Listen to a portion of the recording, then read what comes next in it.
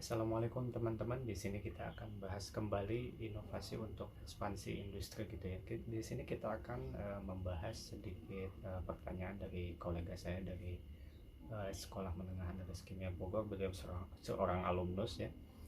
Sebenarnya ketika dia melihat video tentang unique value dari seorang Dr. Indrawan Nugroho gitu, apakah memang benar JNE dan kantor pos itu benar-benar memiliki unique value gitu ya?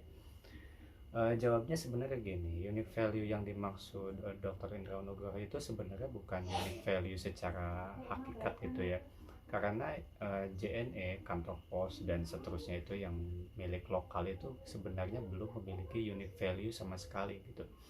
Kenapa? Karena inovasi yang mereka lakukan itu inovasi yang sudah ada dari kalangan secara umum gitu ya, dari kalangan jasa pengiriman barang, seperti misalnya inovasi pembuatan aplikasi atau misalnya jasa pengiriman barang dengan diintegrasikan dengan aplikasi gitu dalam Play Store. Itu sebenarnya inovasi yang sudah biasa dilakukan oleh jasa pengiriman barang biasa gitu. Bahkan jasa pengiriman barang skala kecil di Jakarta pun sudah mulai menggunakan aplikasi sejenis gitu. Jadi sebenarnya kayak inovasi manajemen dan seterusnya gitu, itu bukan unique value ya, tapi itu sudah secara umum sudah ada.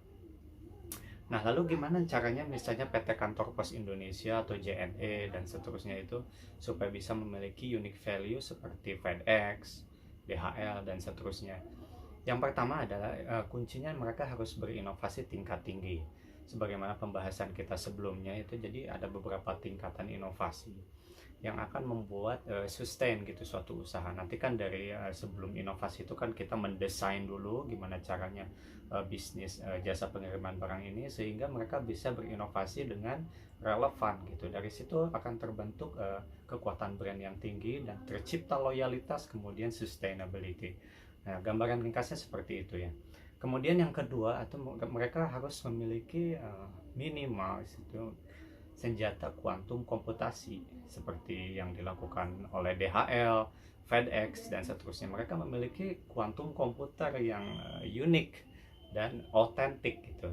Ya, jadi kalau misalnya PT Kantor Pos Indonesia atau JNE dan perusahaan lokal jasa pengiriman barang lokal lainnya ingin memiliki unique value yang benar-benar hakikat gitu, mereka harus memiliki senjata kuantum komputasi seperti yang dimiliki oleh DHL dan FedEx dan seterusnya gitu. Jadi intinya di mini kuantum komputasinya gitu. Nah, dua hal inilah yang akan membuat mereka memiliki unique value ya. Demikian penjelasan singkatnya. Untuk lengkapnya bisa dilihat di website kami pancanomics.com.